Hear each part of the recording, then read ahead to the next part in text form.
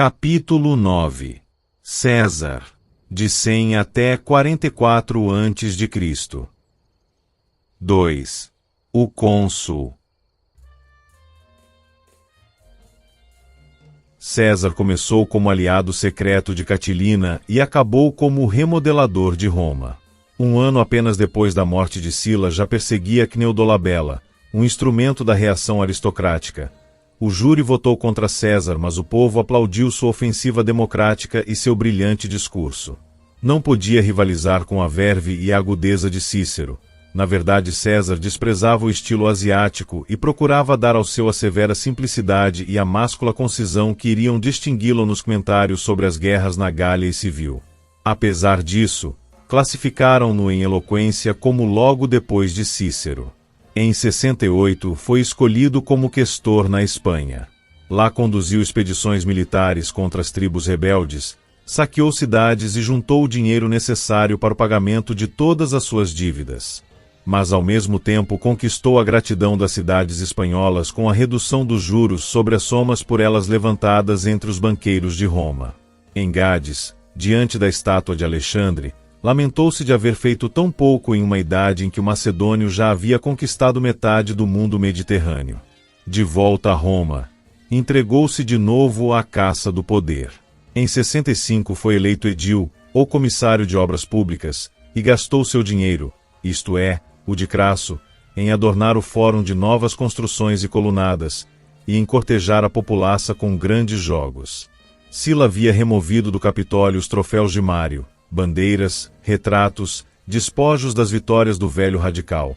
César tudo restaurou, com grande alegria dos veteranos de Mário, e com esse ato anunciou sua política rebelde. Os conservadores protestaram e marcaram-no. Em 64, como presidente de uma comissão nomeada para investigar sobre casos de homicídio, chamou a contas os agentes das proscrições de Sila ainda vivos e sentenciou diversos ao exílio ou à morte. Em 63 votou no Senado contra a execução dos cúmplices de Catilina, observando, em seu discurso, de passagem, que a personalidade humana não sobrevive à morte. Aparentemente foi o único trecho em que não ofendeu ninguém. No mesmo ano viu-se eleito Pontífex Maximus, ou chefe da religião romana. Em 62 é escolhido pretor e processa por dilapidação de fundos públicos um importante conservador. Em 61 foi escolhido para propretor na Espanha, mas os credores impedem-no de partir. César admitiu necessitar de 25 milhões de sestércios para não ter nada. Crasso socorre, endossando-lhe todas as obrigações. Na Espanha, César dirige brilhantes campanhas militares contra tribos amigas da independência e volta a Roma com despojos suficientes para saldar todas as suas dívidas e ainda enriquecer o tesouro. O Senado vota-lhe um triunfo. Talvez isso fosse uma sutileza dos optimates. Sabedores de que César almejava o consulado e a lei proibia a apresentação das candidaturas na ausência dos candidatos, César estaria barrado. Isso porque por lei o triunfator tinha de ficar fora da cidade até o dia do triunfo, e o Senado marcará o triunfo para depois das eleições. Mas César conseguiu habilidosamente apressar o triunfo, entrou na cidade e com a maior energia e inteligência dirigiu a campanha eleitoral em seu favor. Obteve a vitória por meio da hábil atração de Pompeu à causa liberal. Pompeu tinha chegado do Oriente, depois de uma série de realizações militares e diplomáticas. Com a eliminação dos piratas, havia restaurado a segurança do comércio do Mediterrâneo. Havia agradado os capitalistas de Roma com a dominação da Bitínia, do Ponto, da Síria.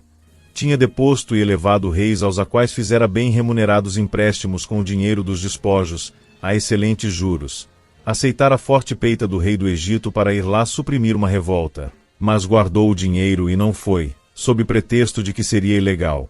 Pacificara a Palestina e a fizera cliente de Roma. Fundara 39 cidades, e por toda parte estabelecera a lei, a ordem, a paz, e no conjunto seu comportamento fora sábio, político e proveitoso.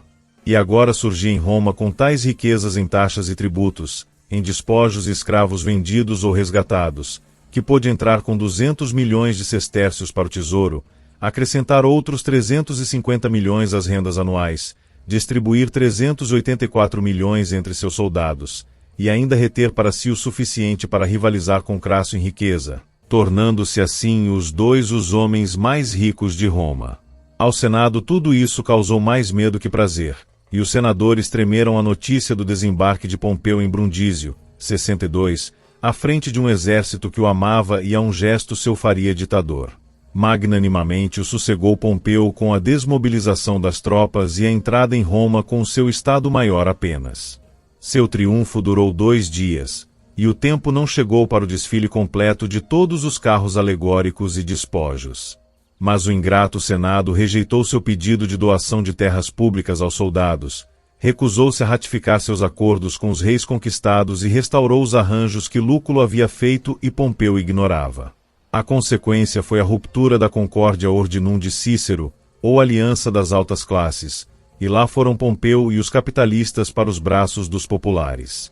Aproveitando-se da situação, César formou com Pompeu e Crasso o primeiro triunvirato, 60, cada um se comprometendo a opor-se a qualquer legislação que não conviesse ao outro.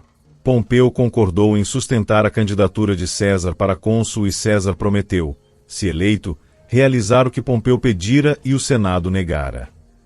Amarga foi a campanha, com muito suborno dos dois lados. Quando Catão, chefe dos conservadores, soube que seu partido estava a comprar votos, afrouxou a rigidez e achou que em virtude da nobreza do objetivo o processo se justificava. Os populares elegeram César e os optimates elegeram Bíbulo. Imediatamente depois de assumir o cargo propôs César as medidas desejadas por Pompeu: distribuição de terras a 20.000 cidadãos pobres e soldados, ratificação dos acordos de Pompeu no Oriente, e redução de 1/3 na soma que os publicanos se haviam comprometido a extorquir das províncias asiáticas. O Senado opôs-se a tudo tenazmente e, da mesma forma que os Gracos, César se dirigiu à Assembleia. Os conservadores induziram Bíbulo a usar seu poder de veto para impedir a votação daquelas medidas na Assembleia, e fizeram que os presságios lhe saíssem desfavoráveis. César ignorou os presságios e convenceu a Assembleia a denunciar Bíbulo, sobre cuja cabeça, nesse dia, um exaltado popular despejou um vaso de coisas mal cheirosas. As propostas de César foram aceitas. Eram medidas que, como as dos Gracos, combinavam uma política agrária com um programa financeiro favorável aos comerciantes. Calou no ânimo de Pompeu aquele leal cumprimento de promessa por parte de César. Casa-se então pela 4ª vez com Júlia, a filha de César, e a entente entre os plebeus e a burguesia torna-se uma festa de amor. Os triunviros prometem à ala esquerda de seu grupo sustentar a candidatura de Clódio para o tribunato no outono de 59. Entre mentes, conservam os eleitores em bom humor por meio de grande profusão de festas e jogos. Em abril, César apresenta sua segunda proposta agrária, mandando que as terras do Estado na Campânia fossem distribuídas entre os cidadãos pobres que tivessem de 3 filhos para cima. De novo foi o Senado esquecido e a Assembleia aprovou a proposta, fazendo assim triunfar, depois de um século de esforços, a política dos Gracos. Bíbulo ficou em casa e contentou-se com anunciar que os presságios eram adversos àquela legislação. César dirigia os negócios públicos sem consultá-lo, de modo que os espirituosos da cidade não falavam no consulado de César e Bíbulo, mas no consulado de Júlio e César.